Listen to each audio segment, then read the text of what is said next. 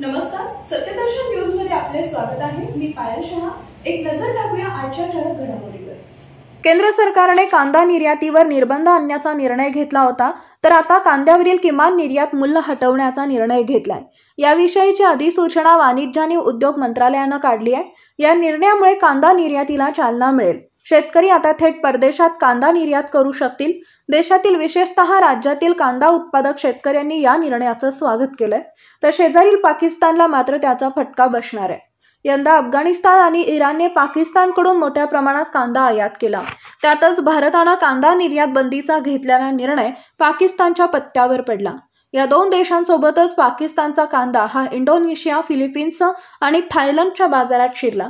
बांगलादेश आणि श्रीलंकेत पण कांदा निर्यातीसाठी पाकिस्तानचा प्रयत्न सुरू आहे, पण भारतीय सरकारच्या या ताज्या निर्णयामुळे पाकिस्तानी निर्यातदारांपुढे पेच निर्माण झालाय।